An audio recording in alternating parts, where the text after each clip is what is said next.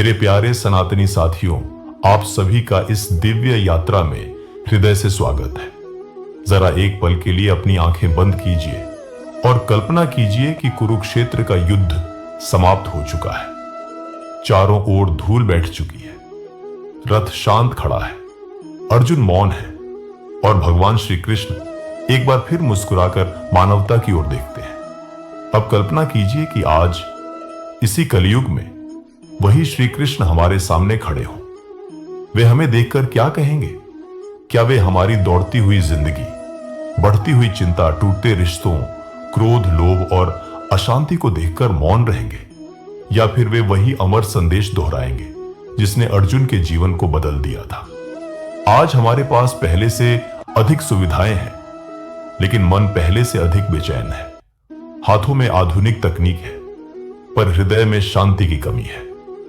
हम दुनिया को जीतने की कोशिश कर रहे हैं, लेकिन कई बार स्वयं से ही हार जाते हैं। ऐसे समय में भगवत गीता केवल एक प्राचीन ग्रंथ नहीं, बल्कि जीवन का प्रकाश स्तंभ बनकर सामने आती है।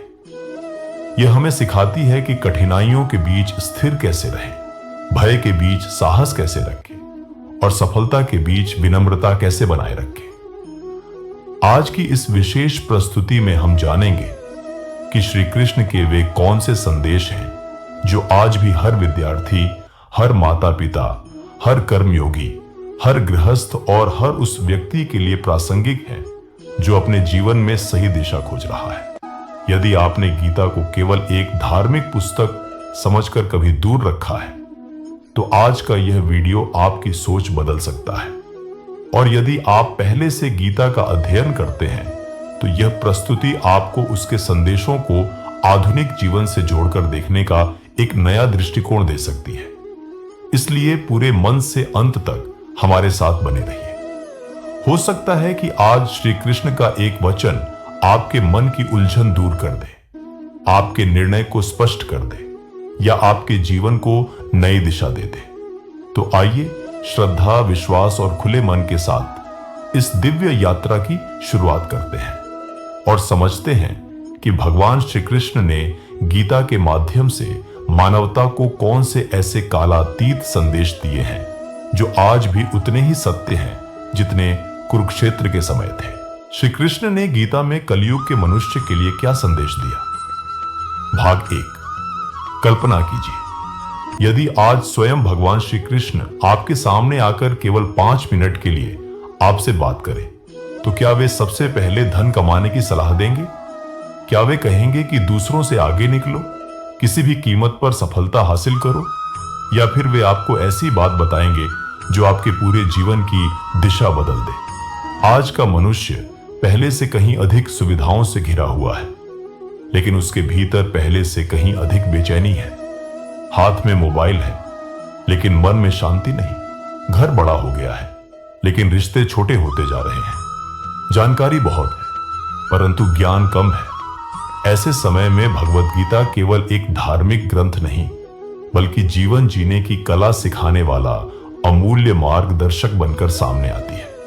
लोग अक्सर पूछते हैं, क्या गीता केवल अर्जुन के लिए कही गई थी? इसका उत्तर है नहीं।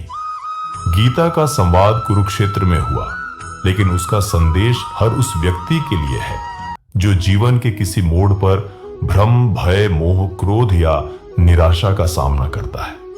श्री कृष्ण ने गीता में कलयुग शब्द का विस्तार से वर्णन नहीं किया, लेकिन उन्होंने मनुष्य के स्वभाव, उसके कर्म, उसके मन और उसके आध्यात्मिक उत्थान के ऐसे सिद्धांत बताए जो आज भी उतने ही प्रासंगिक हैं जितने हजारों वर्ष पहले थे। पहला संदेश है, अपने कर्तव्य से कभी मत भागो।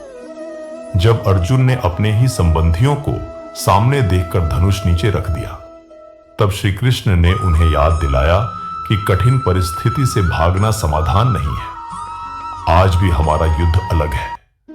किसी का संघर्ष बेरोजगारी से है, किसी का बीमारी से, किसी का पारिवारिक तनाव से, किसी का मानसिक दबाव से। परिस्थितियां बदल गई हैं, लेकिन संघर्ष आज भी वही है। श्री कृष्ण कहते हैं कि परिस्थितियां कैसी भी हों, मनुष्य को अपने धर्म और अपने कर्तव्य का पालन करना चाहिए। वे गीता में कहते हैं कर्मण्येवाधिकारस्ते मा फलेषु कदाचन। अर्थात तुम्हारा अधिकार केवल कर्म करने में है, उसके फल पर नहीं। इसका अर्थ यह नहीं कि फल की चिंता बिल्कुल न करो, बल्कि यह कि फल की चिंता इतनी न हो जाए कि कर्म ही रुक जाए। आज लाखों लोग असफलता के डर से शुरुआत ही नहीं करते। कोई व्यवसाय शुरू नहीं करता, कोई परीक्षा की तैयारी बीच में छोड़ देता है, कोई अपने सपनों को केवल इसलिए त्याग देता है क्योंकि उसे परिणाम का भय होता है। श्री कृष्ण का संदेश स्पष्ट है, श्रेष्ठ कर्म करो, परिणाम समय पर मिलेगा। दूसरा संदेश है, मन ही मित्र है और मन ही शत्रु। आज की सबसे बड़ी समस्या बाहर नहीं, भीतर है। सोशल मीडिया पर दूसरों की सफलता देखकर ईर्ष्या, लगातार तुलना, भविष्य की चिंता, अतीत का पछतावा, इन सब का केंद्र मन ही है। गीता में श्री कृष्ण बताते हैं कि जिसने अपने मन को जीत लिया, उसने संसार का सबसे बड़ा युद्ध जीत लिया। जिस व्यक्ति का मन स्थिर है, उसे परिस्थितियां आसानी से नहीं डिगा सकती। तीसरा संदेश, क्रोध मनुष्य का सबसे बड़ा शत्रु है। श्री कृष्ण बताते हैं कि क्रोध से मोह उत्पन्न होता है, मोह से स्मृति भ्रमित होती है, स्मृति के नष्ट होने पर बुद्धि नष्ट होती है और बुद्धि नष्ट होने पर मनुष्य स्वयं अपना पतन कर लेता है। जरा सोचिए, कितने रिश्ते केवल कुछ मिनट के क्रोध के कारण टूट जाते हैं। कितने निर्णय गुस्से में लिए जाते हैं जिनका पछतावा वर्षों तक रहता है। श्री कृष्ण हमें सिखाते हैं कि शक्ति का अर्थ केवल दूसरों को हराना नहीं, बल्कि स्वयं पर नियंत्रण रखना भी है। चौथा संदेश, सफलता से पहले स्वयं को पहचानो। आज अधिकांश लोग यह जानते हैं कि उन्हें कितना पैसा कमाना है, लेकिन यह नहीं जानते कि वे वास्तव में कौन हैं। गीता हमें आत्मा का ज्ञान कराती है। श्री कृष्ण कहते हैं कि शरीर बदलता है, लेकिन आत्मा न जन्म लेती है और न मरती है। जब मनुष्य स्वयं को केवल शरीर मानता है, तब उसे हर परिवर्तन भयभीत करता है, लेकिन जब वह आत्मा के दृष्टिकोण से जीवन को देखना सीखता है, तब उसका भय कम होने लगता है। यही कारण है कि गीता केवल युद्ध की पुस्तक नहीं, बल्कि आत्मज्ञान की पुस्तक भी है। आज का मनुष्य बाहर की दुनिया जीतना चाहता है, लेकिन अपने भीतर झांकने से डरता है। श्री कृष्ण कहते हैं, जिसने स्वयं को जान लिया, उसके लिए संसार का कोई भी संकट स्थायी नहीं रहता। अब एक प्रश्न आप स्वयं से पूछिए, क्या हम अपने दिन की शुरुआत मोबाइल से करते हैं या भगवान के स्मरण से? क्या हम अपने मन को नियंत्रित करते हैं या हमारा मन हमें नियंत्रित करता है? क्या हम परिणाम के भय से रुक जाते हैं या श्री कृष्ण की शिक्षा के अनुसार अपना श्रेष्ठ कर्म करते रहते हैं? यही प्रश्न तय करते हैं कि हम गीता को केवल पढ़ रहे हैं या वास्तव में उसे जी भी रहे हैं। लेकिन श्री कृष्ण का सबसे गहरा संदेश अभी बाकी है। उन्होंने बताया कि कलयुग में मनुष्य के पतन का सबसे बड़ा कारण क्या होगा और उससे बचने का सबसे सरल मार्ग क्या है।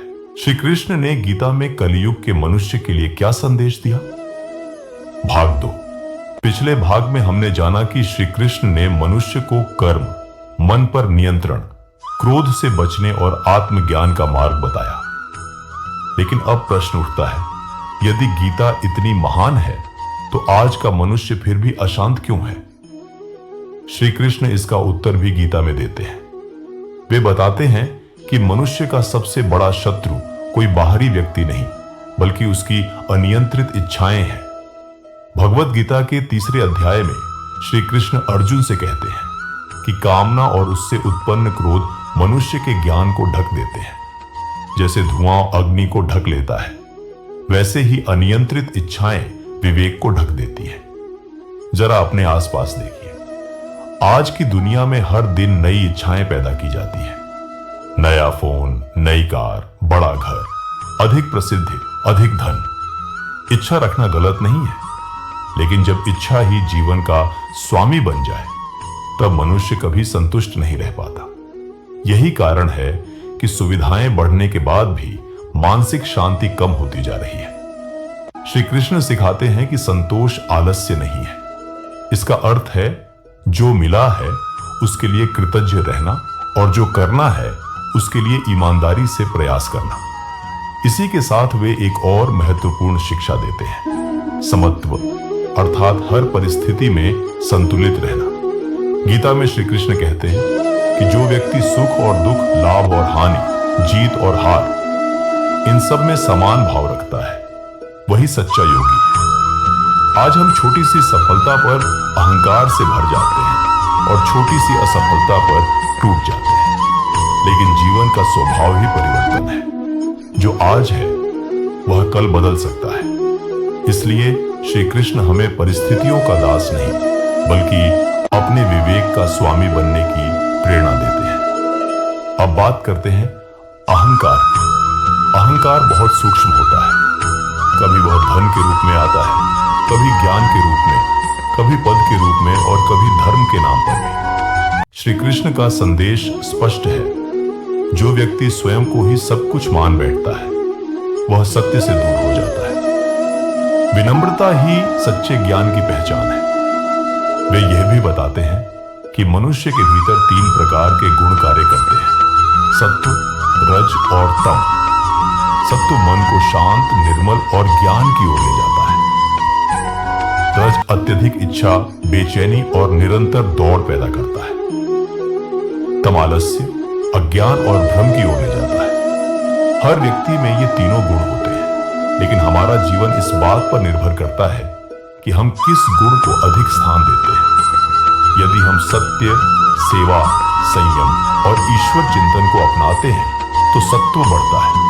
यदि केवल लोभ, क्रोध, प्रतिस्पर्धा और दिखावे में जीते हैं तो रज और तम हावी होने लगते हैं। श्री कृष्ण केवल दर्शन नहीं देते, वे समाधान भी बताते हैं।